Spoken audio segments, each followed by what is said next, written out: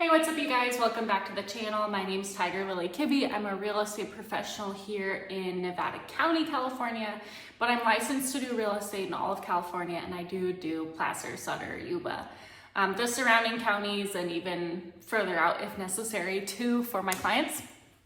But anyways, I wanted to pop on today and give like the simplified version of how to buy a house in California. So if you're wondering, the easy, no extra frills, just basic steps. I just want to lay it out just so you know what to expect if this is your goal or something you're working for. All right, so the first thing you need to do is basically decide that you want to buy a house. You can start reaching out to a real estate agent, and what they're going to have you do is get pre-approved for your mortgage unless you're buying with all cash or seller financing. And this is really important.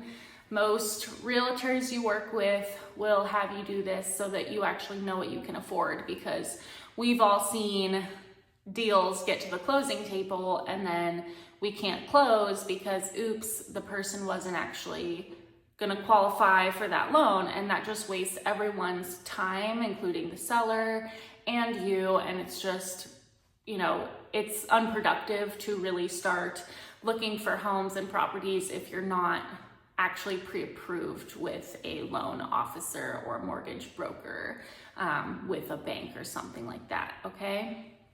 So that's going to be really important. And some people think, oh, do I need a buyer's agent? I can just go call the listing agent on a house, and that's totally fine. You absolutely can. And dual agency is allowed in California. So an agent can represent the buyer and a seller on an individual property for the sale. I think it can be challenging. In a lot of states, it's not legal, it's not permitted for dual agency because it can create a conflict of interest, right? So for me, I like to work with buyers and develop a relationship with them. So I'm representing them. And then if we go see a house, it's like they're fully represented. Sometimes, obviously, no one's trying to be unethical, but I've been in that situation too, where it just can feel like it's hard to give both sides your equal, right? Your equal effort, your equal, just what you're willing to do and say. And I think it's easier if you develop a relationship, you know, client agent on both sides, and it seems to be better. That way we can build a relationship together and start to really trust each other and advocate for each other even more. Like, we all just really want to be able to fight for our clients and really give it our all. So, and I prefer working with people that I have like a relationship with, that I build a relationship on once we meet. That's part of why I do this YouTube channel, is to put myself out there so people feel called to work with me. They can reach out and we can start building that relationship, and I feel like it's just the best way. Okay, so you're pre-approved, you are working with an agent that you like, and you're starting developing rapport, and oftentimes it's a bit of a journey to figure out like exactly what you want and need. A lot of times we'll kind of go through a bit of a journey on the buy side, saying like, this is what I think I'm going for. Okay, awesome. We'll go view some properties and maybe you figure out, okay, this is actually overpriced, or I think I could afford a little bit more. Or you discover areas that you really like that you want to live in, different neighborhoods. And so it kind of evolves.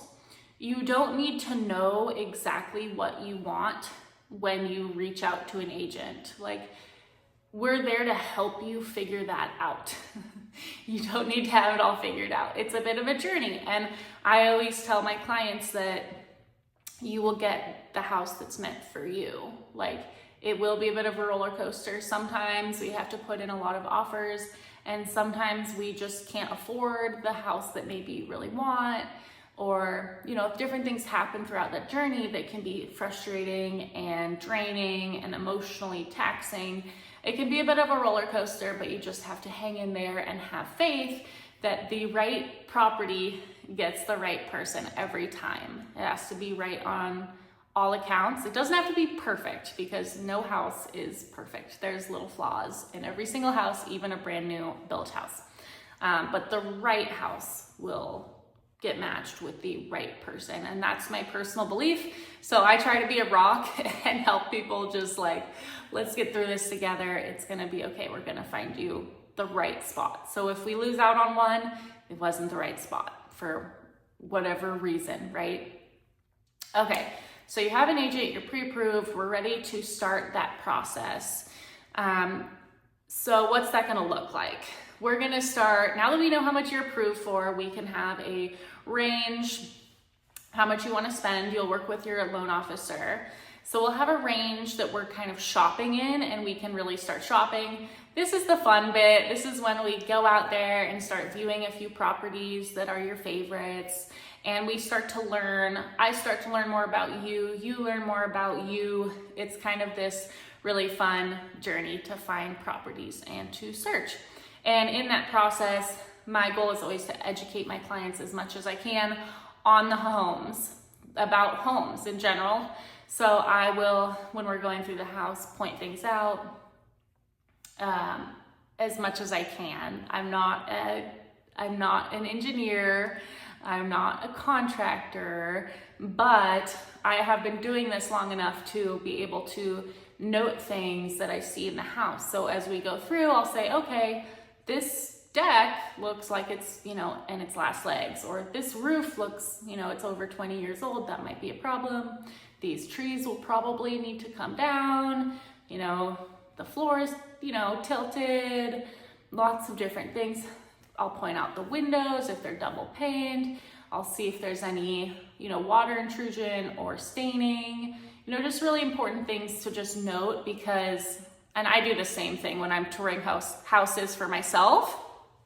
I'm just like, oh my God, it's amazing. I love this house. It's great. Oh yeah, I'm gonna put my furniture here.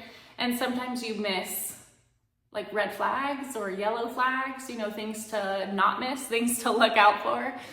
So that's my job as we're going around, and I'll also be there to answer questions as we go. And I feel like a lot of the education and the guidance happens during the tours too, because I'm right there in front of you. We can just talk like, hey, what about insurance? What about inspections? What about this?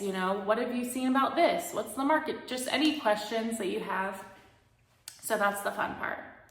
Okay, so we're touring. We find something that is a match. We're like, yes, let's put it in an offer. So I'll sit down with you, write the offer up. It's a lot of paperwork, but the actual terms that we fill out is just a few pages, and a lot of the other pages in it is just like boilerplate advisories, addendums, and things like that. So we'll go through all of that so you understand how real estate works in California, and basically what you are being educated on, and then signing that you understand these things, right? And then we fill out the terms. And so we're gonna do purchase price, escrow period, inspection period, how much you're gonna put down, all the terms, right? Any closing costs that you're gonna get covered, anything in the property that you want, like washer, dryer, fridge, make sure all those things are saying that they're staying or going, whichever way. Maybe you want the seller to remove some junk off the property, and we just go through all the terms of the escrow that we want. And then we submit that to the seller. Maybe they come back and negotiate a little bit on some of the terms. Okay, cool, that's really standard, awesome. And then finally, when the minds meet, then we are in contract, and we're like, woohoo, woohoo, yep, cool, we're in contract. So then escrow starts. So once we're in contract, it means both parties have agreed to the contract. So we're in contract. And then escrow starts. And the escrow period is the time when everyone's doing their due diligence. All the moving pieces are coming together for the ultimate goal, which is for the title to get passed from the seller's name to your name. So we'll have a contingency period, or sometimes called the investigation or discovery period. And this is when we do inspections on the home. We'll get homeowners insurance. We'll figure out anything about the zoning or any information from the building department or the county. You can have engineers out. You can get the roof certified or inspected. You can get the well inspected. You can get the septic inspected. You can do a home inspection, pest inspection. You can have a civil engineer out there. The opportunities are endless for you to spend time at the property, have other professionals come out to the property and give you their professional opinion. You can even get some quotes, like if you want to figure out, okay, how much would it cost to redo this roof, because I know it's getting old and it's going to need replacement soon. So how much would that cost? Or, okay, this HVAC system is ancient. I think we're going to need to replace this in the next few years. How much is that going to cost? And so you can start to figure out, how much is this going to cost? What are the issues on the home that I need to be aware of? And is there anything that's like a deal breaker? Because during that investigation period, you still have the right to cancel the contract and to say, you know what, I changed my mind. I don't want this property because I found out it's going to need $40,000 of tree work and a new roof, and the piers are bad, and my engineer told me that the foundation was failing. And you're just like, you know what, this is more than I can chew. I need to find something a little more move-in ready. Something like that. You can say, okay, I don't want to buy this property anymore, and it's fully within our right to pull out of the contract then and basically walk away and say, you know what, I'm sorry, I didn't know these issues about the house, and now I do, and so we're gonna walk away. So there's a little bit more to it. I don't wanna overdo the details here. It's just more like the seller is gonna provide some seller documents with whatever they know about the property. You'll also give a little deposit before closing, just saying like, hey, I'm in this. And then if you pull out before your investigation period, you can have that deposit back. But that's getting a little bit in the weeds, and we'll totally go over everything when we're actually doing this together, okay? But, okay, so now our investigation period is over, and then we just have a few more days where we do a final walkthrough in the house, make sure everything is good. It's basically just, okay, this house didn't burn down, a plane didn't hit it, it didn't collapse. It's still in basically the same exact shape it was when we put in the offer. So final walkthrough, we're like, woohoo! And then we have the closing table. We're gonna go through a whole bunch of documents at the title company, make sure you're taking title how you want it, and then at that point you will put in your down payment and closing costs. The loan will go through and fund, and then I hand over the keys, and that's your new property. So yay! That's pretty much it. I hope this was simple. Hopefully I didn't forget anything too big, but I just wanted to give like a broad strokes overview of the process. So if you're feeling like, I'm overwhelmed, how does this work? That's basically how it works. And again, I just want to reiterate, you don't have to have everything figured out from the start. I know a lot of us are a little bit overthinkers. We think, oh, we need to be perfect before we start something, right? And the reality is most of my clients come to me, some of them know pretty much what they're doing because they've already like done a lot of research and done a lot of of that journey already before they reach out. But a lot of us, like, we don't totally know until we get more information, right? So maybe we know we want to buy a house, but we don't know how much it's going to cost, or how much we can afford, or how much we can buy based on that monthly payment that we can afford.